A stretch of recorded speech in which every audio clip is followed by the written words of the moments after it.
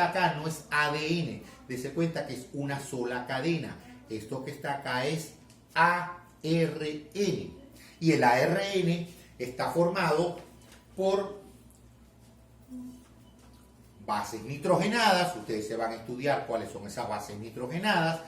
Va a tener un azúcar que no va a ser desoxirribosa, sino que va a ser otra azúcar que la van a estudiar, y por un grupo fosfato.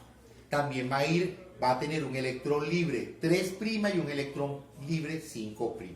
Es muy importante que ustedes recuerden algo que vieron en biología celular y que es el dogma central de la biología molecular, que dice que la información genética siempre viaja en un solo sentido, de ADN a ARN y de ARN a proteínas.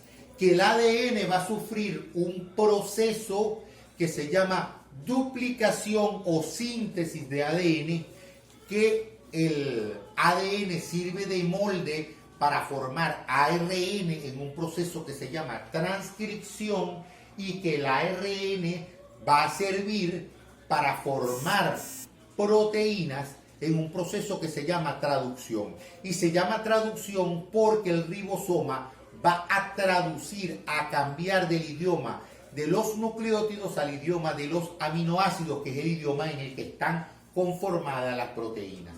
Y vamos a dar un breve repaso de eso. Primero vamos a ver la duplicación o replicación del ADN o síntesis del ADN. Deben recordar, porque este es un proceso eminentemente lógico, que el ADN ya dijimos que está estructurado por una doble cadena y que esa doble cadena va a estar unida a puentes de hidrógeno.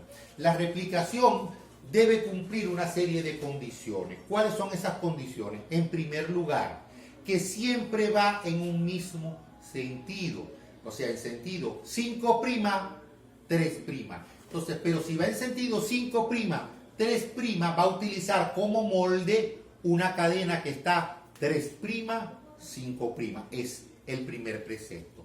El segundo precepto es que la replicación por sí misma, o el ADN que utiliza la ADN polimerasa, no puede comenzar por sí misma el proceso de replicación, necesita una ayuda, y esa ayuda se la da otra enzima que es una ARN polimerasa, que ya veremos cómo se llama. Entonces, la ADN polimerasa por sí sola no puede comenzar el proceso replicativo. Y por último, es que es semiconservativa. ¿Qué quiere decir eso? Que se va a utilizar una cadena de ADN vieja que va a servir como molde para formar una nueva. Entonces, cuando se abre la cadena, vamos a tener una cadena vieja que va a servir de espejo y una cadena nueva que es la que se está sintetizando. Teniendo en cuenta esas condiciones, entonces nosotros podemos ver qué es lo primero que tiene que hacer la célula. Lo primero que tiene que hacer la célula es abrir la doble cadena, porque no puede sintetizarla con la cadena pegada, porque va a utilizar una vieja para formar una nueva. Y por supuesto, esa enzima que está abriendo la doble cadena, que está abriendo la doble hélice, se llama helicasa. Helicasa. Ahora, la doble cadena por sí misma tiene esa tendencia a unirse porque está hecha por complementariedad. La guanina siempre va a pegarse con la citosina y la adenina con la timina. Entonces ellas tienden a pegarse. ¿Qué hace la célula? Utiliza unas proteínas para fijar la cadena y que no se vuelvan a unir, que son las SSBP, que son proteínas que se unen a la cadena sencilla por sus siglas en inglés. Estas proteínas que se unen a la cadena sencilla las van a anclar y van a impedir que ellas se vuelvan a unir. Pero si usted tiene una hélice que está unida, ¿verdad?, formando como si fueran unas trenzas, y yo agarro la punta y la halo, se va a formar un nudo arriba. Si yo agarro una trenza de cualquier cabello y lo halo, que está formado por dos cadenas, entonces se va a formar un nudo arriba. Allí actúan otras proteínas que van a impedir que eso ocurra, que se unan o que se forme ese nudo. Y esas enzimas son las topoisomerasas. Entonces ya hemos visto dos enzimas. Hemos visto las helicasas que van a abrir la doble hélice y hemos visto la topoisomerasa que va a hacer pequeños cortes para que no se forme un nudo cuando se está abriendo la cadena. Les dije que la ADN polimerasa, en este caso es la ADN polimerasa 3, que es la que realiza la síntesis o que va alargando la cadena, por sí sola no puede comenzar a hacer la síntesis, necesita una ayuda. Esa ayuda se la da una ARN polimerasa que por colocar el primer fragmento se llama primasa. Entonces coloca un fragmento de ARN, no coloca fragmentos de ADN, y allí comienza la síntesis. Como la síntesis siempre debe ir en sentido 5', 3', en un lado de la cadena, esa síntesis se está realizando en forma continua, porque en ese sentido es que se está abriendo la cadena. Mientras que la otra cadena va creciendo en sentido contrario a como la cadena se va abriendo. Y entonces, ¿qué hace la célula? La única manera es que mientras se está abriendo va colocando varios fragmentos de ARN. Entonces, fragmento de ARN comienza a sintetizar en sentido contrario a como se está abriendo la cadena. Otro fragmento de ARN y comienza a sintetizar en sentido contrario. Entonces, allí vamos a tener una cosa que se llaman fragmentos de Okazaki.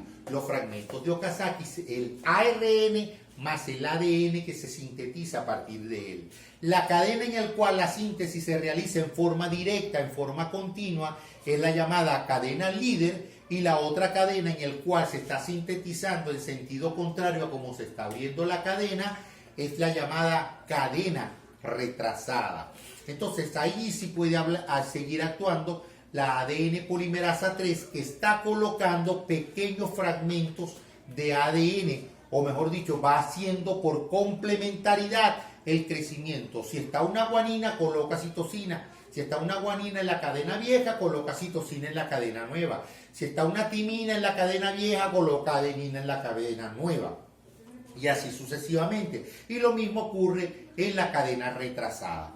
Posteriormente, cuando ya se ha sintetizado todo, actúa una ADN polimerasa 1. Esa ADN polimerasa 1 elimina los fragmentos de ARN y coloca fragmentos de ADN, o sea que tiene actividad endonucleasa porque está eliminando, está colocando ADN, pero tiene capacidad exonucleasa porque está eliminando fragmentos de ARN.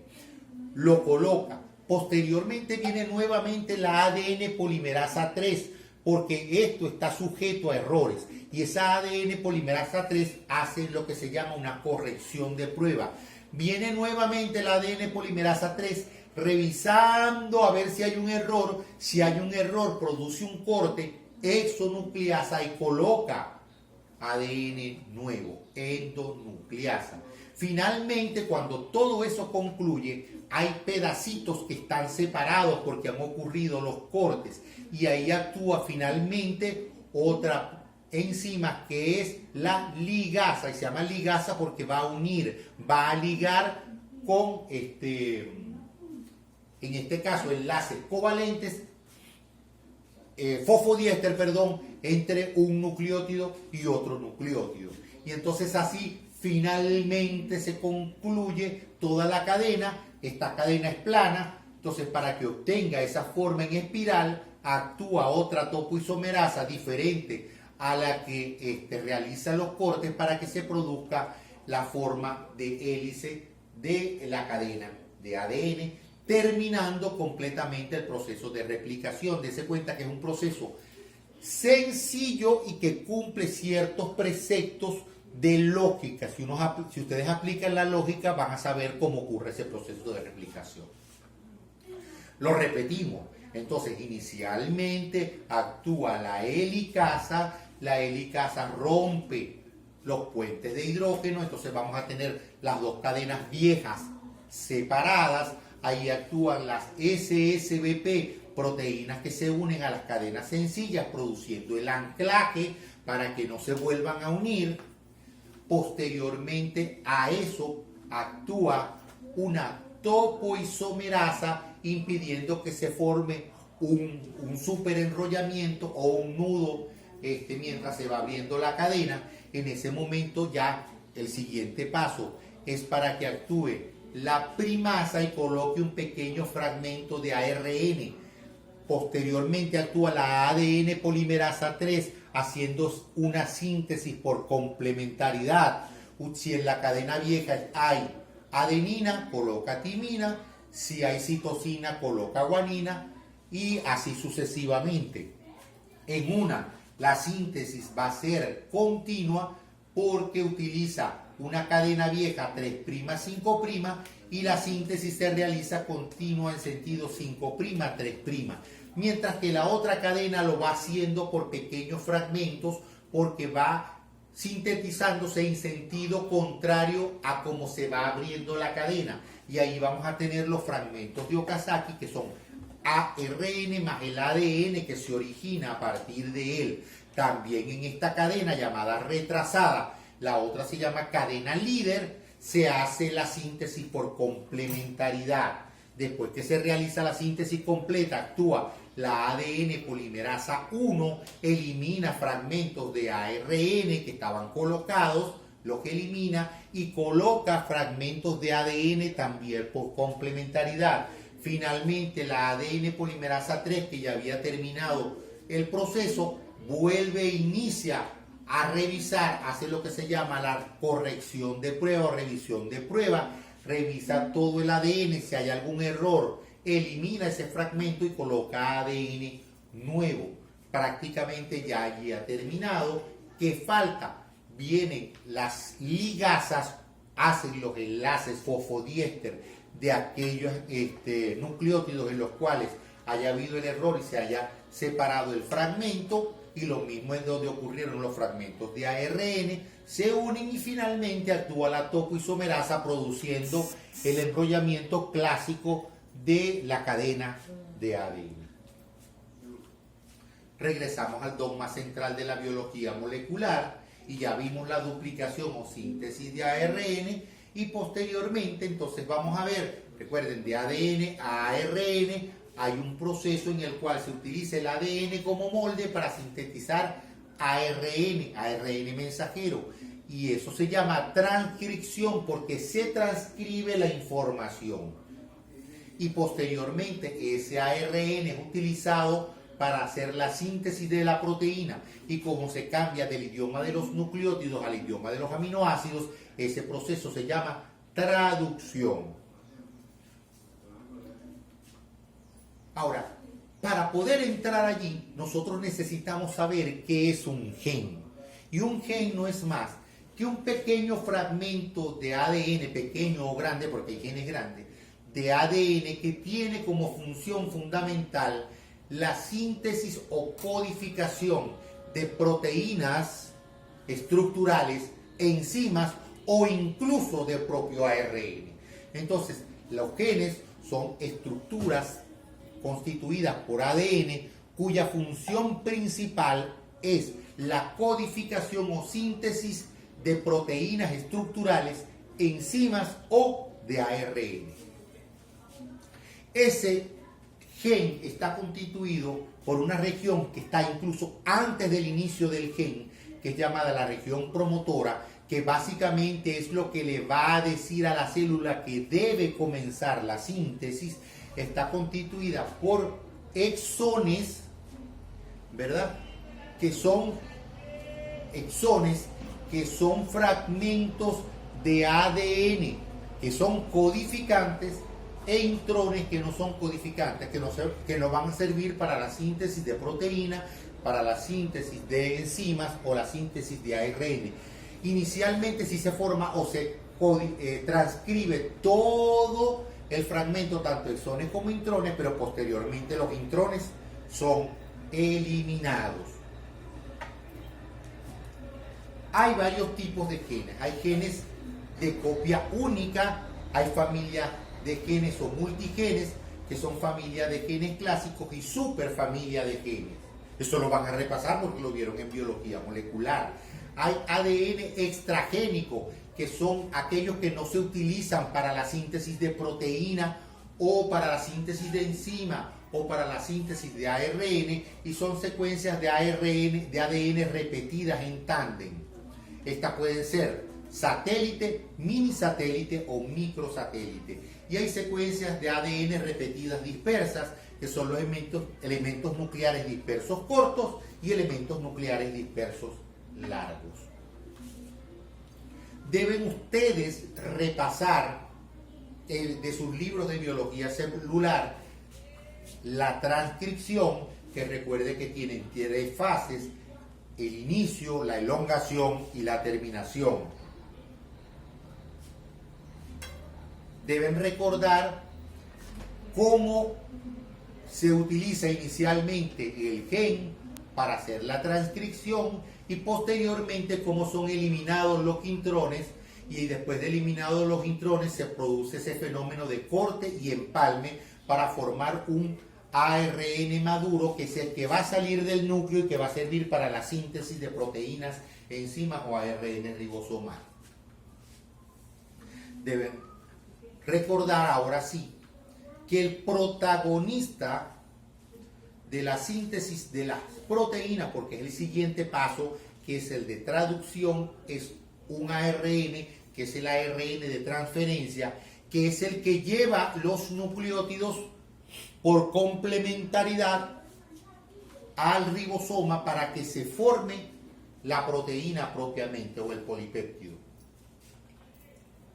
Esa síntesis de proteínas también tiene un inicio, tiene una elongación y tiene una terminación. Y recuerden que ese proceso se llama traducción, porque se utiliza los nucleótidos y se traducen a otro idioma, que es el idioma de los aminoácidos, que es el que utiliza las proteínas.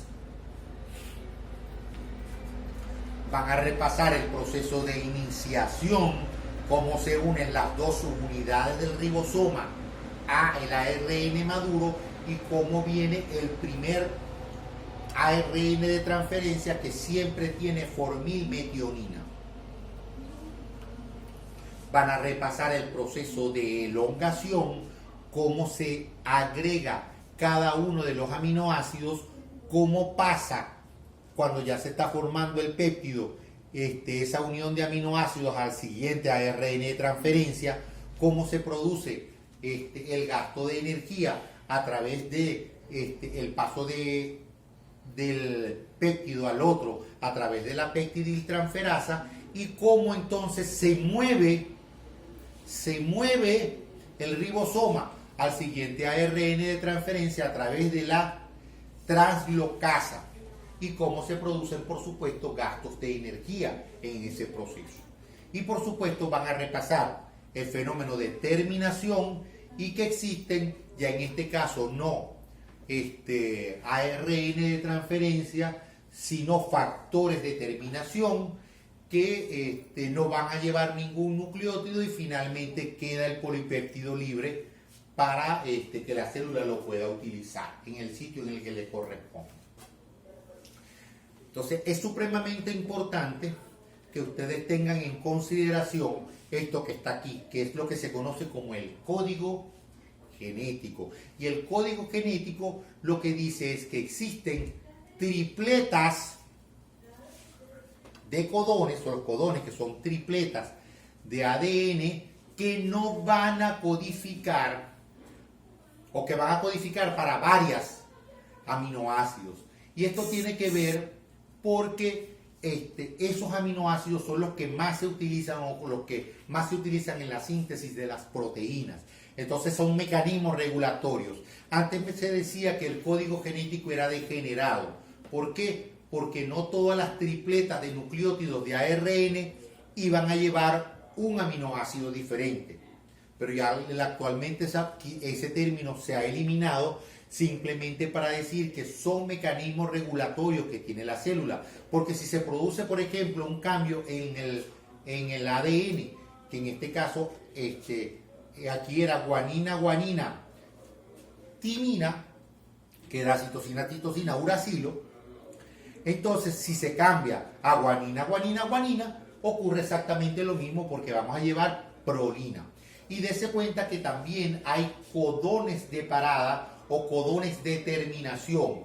Esos codones de terminación lo que sirven es para que se unan los factores de liberación y entonces cuando actúa la peptidiltransferasa y pasa al otro ARN, no va a conseguir ARN de transferencia, sino que va a conseguir un factor de terminación que no lleva un nucleótido, quedando libre, por supuesto, al actuar la peptidiltransferasa y producirse la translocación a través de la translocasa, queda libre el péptido porque el péptido saltó y consiguió un espacio vacío. Y son los codones de terminación o codones de parada. Ya con esto prácticamente se termina la clase, para que se den cuenta que simplemente concluimos y nos vemos en la segunda parte. La fotografía anterior es exactamente igual a esta fotografía. 3 personas mayores de 50 años vestidos con trajes elegantes. Con esto concluimos esta parte de la clase y ya inmediatamente comenzamos la siguiente.